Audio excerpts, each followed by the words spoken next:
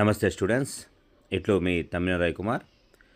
మనకి ఇక్కడ అడిగిన ప్రశ్న అయితే పెరుగుదల వికాసం సంబంధించి కోల్బర్గ్ నైతిక వికాసం సంబంధించిన ప్రశ్న ఇది. చూడండి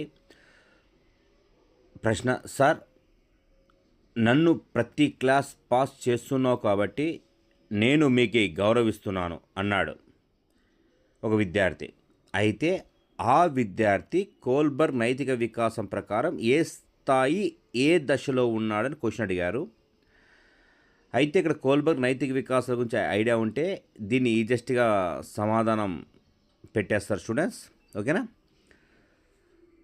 ఇక్కడ ఆప్షన్ చూడండి. ఏ మూడవ స్థాయి రెండవ దశ, బి రెండవ స్థాయి మూడవ దశ, సి ఒకటో స్థాయి మూడవ దశ, డి ఒకటో స్థాయి రెండవ దశ. స్టూడెంట్స్, ఇది కోల్బర్గ్ నైతిక వికాసం సంబంధించి వెరీ వెరీ ఇంపార్టెంట్ క్వశ్చన్ ఇది. ఈడ మన కోల్బర్గ్ నైతిక వికాసం సంబంధించి సమగ్రంగా ఆర్కే సైకాలజీ యాప్లో చాలా నీట్గా ఇవ్వడం జరిగింది.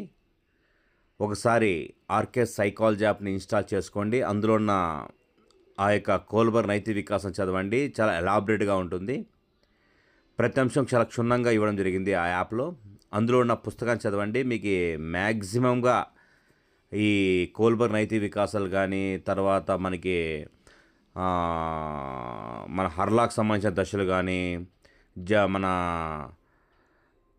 ఈ హవింగ్ హరేష్ సంబంధించిన సిద్ధాంతాలు కానీ, వికాస సూత్రాలు కానీ, ఇవన్నీ కూడా నీకు సమగ్రంగా ఉంటాయి. అసలుకి చాలా అల్టిమేట్గా ఉంటాయి. జీన్ పియాజే సంజ్ఞానాత్మక సిద్ధాంతం కానీ చాలా అల్టిమేట్గా ఉంటుంది.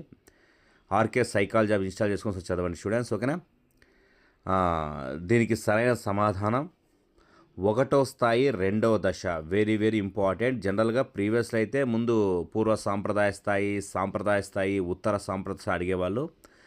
అయితే ట్రెండింగ్ ఇదే నడుస్తుంది. ఈ స్థాయిల్ని దశల్ని కంపల్సరీగా నేర్చుకోవాలి స్టూడెంట్స్. ఓకేనా?